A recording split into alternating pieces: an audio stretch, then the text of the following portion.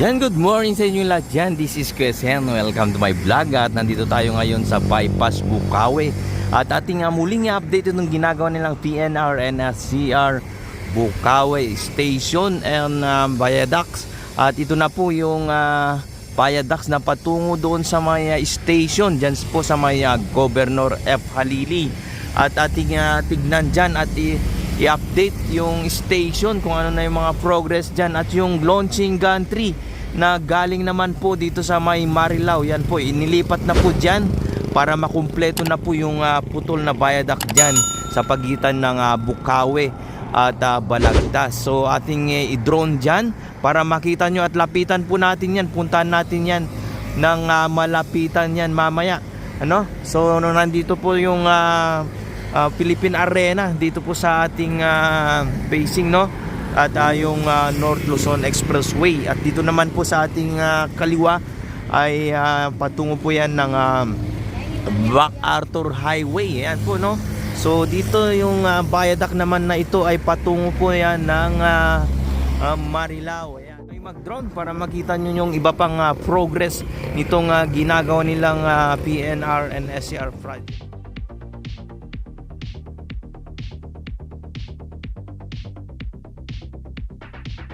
Sa mga bago pa lang dyan at sa mga hindi pa po nakapag-subscribe, please like, share, and subscribe po para ma-notify po kayo tuwing may bago tayong upload. At paki-comment na rin po kung ano po yung masasabi nyo sa project na ito. Maraming salamat po!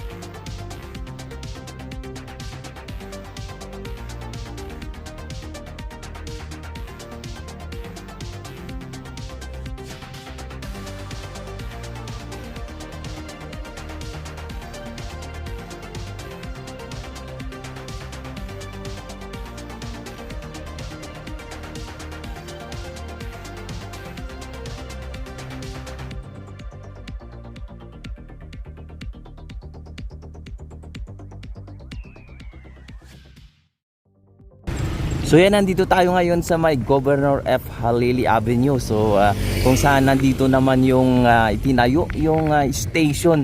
Nakikita nyo? Ayan. So yan po yung patungong Marilao, yung direksyon ng ating camera. So ito po yung viaduct at tignan natin yung dudugtungin nila dyan. At nandyan na po yung launching gantry na galing naman sa Marilao na siyang magdudugtong ng mga segmental box girders patungo doon sa may Balagtas boundary. Ayan po. So puntahan natin doon, tignan natin yung sitwasyon doon. Okay?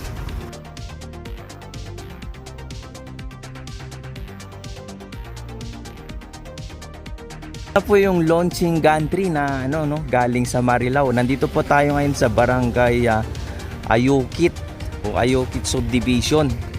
Ayan po. Ayan.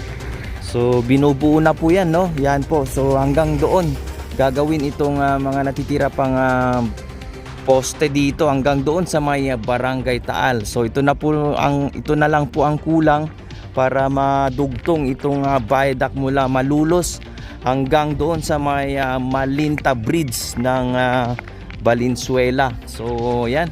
So mabilis po ang kanilang pag natapos ito, buo na po itong viaduct.